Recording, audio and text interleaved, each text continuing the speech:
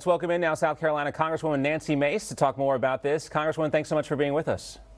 And thank you for having me on today. So the vote's happening right now, and we've heard the proposal there from Congressman Bachman to strip Ilhan Omar from her committee assignments. Where does this end? I think that's the point that Kevin McCarthy was trying to make.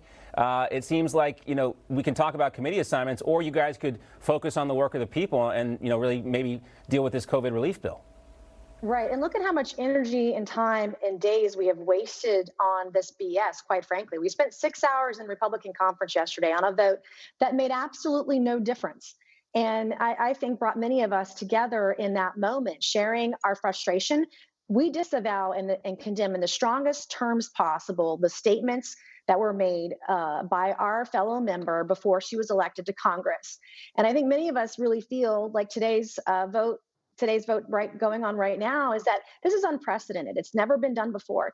And many of us, I think, would consider something like this the same day that Democrats filed the same resolution on their members who said things as elected members of Congress, who said things that were rhetoric and using violence to attack members of Trump's administration when he was president, that have targeted and been bigoted toward the Jewish community, our country, and our ally in Israel. We don't have any place for that in the Republican or the Democrat Party. Yeah, and the problem too, I think, for a lot of the American public is this is looking back instead of looking forward.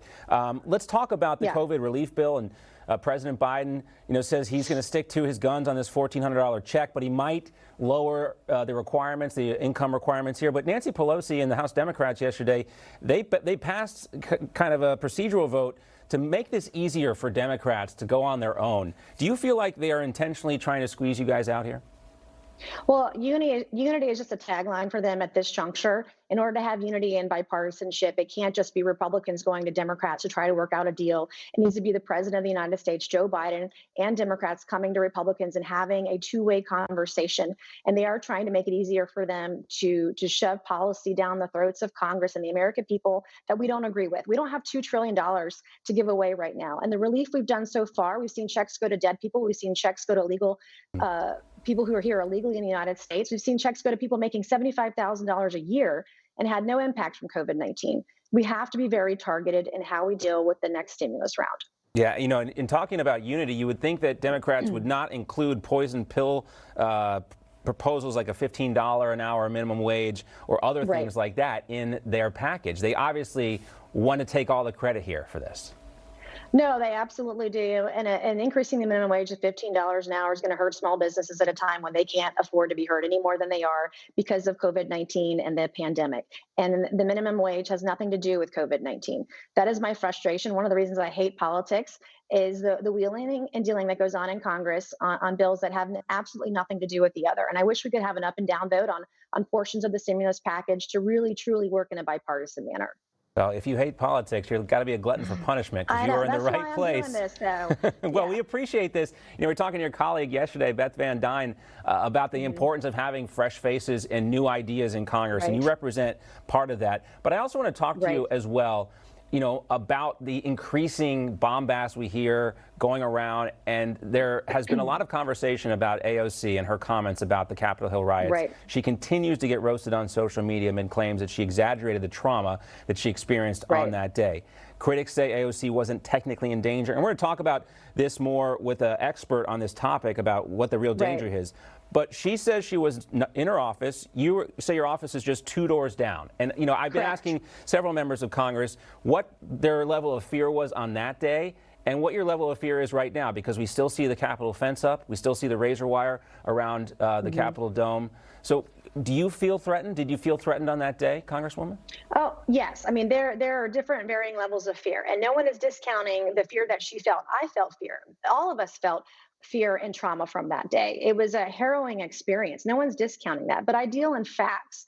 And to intimate and allow the exaggeration of the experience, ducks, we felt like sitting ducks, but no insurrectionists, no violent rioter roamed the halls of the Cannon office building. They didn't breach our office building.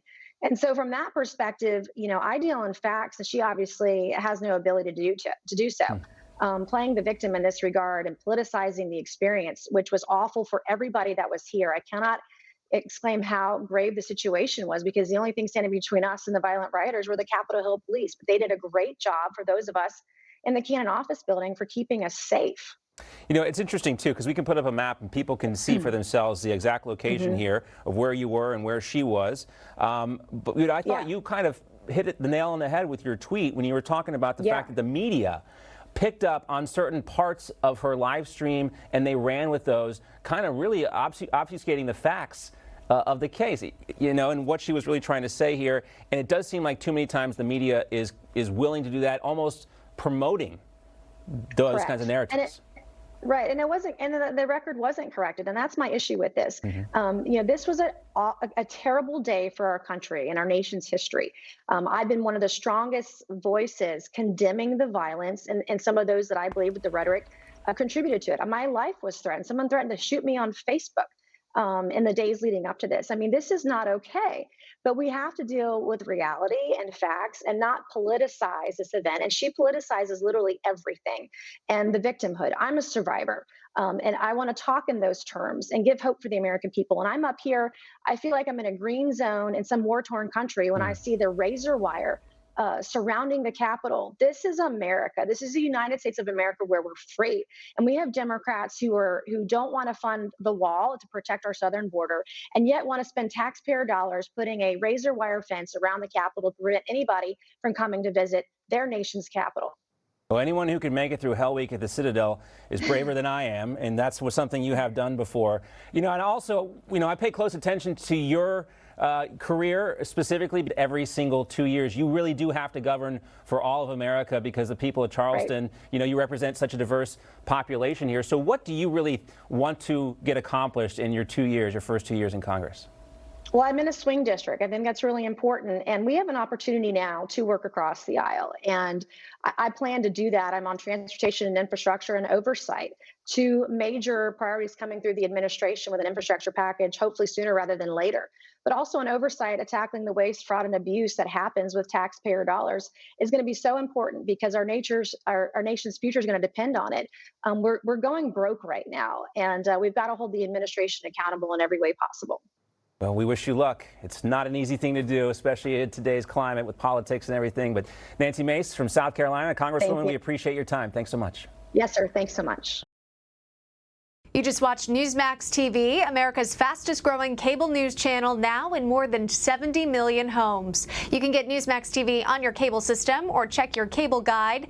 And if your system doesn't carry Newsmax, call them, tell them you want Newsmax TV, because we're real news for real people.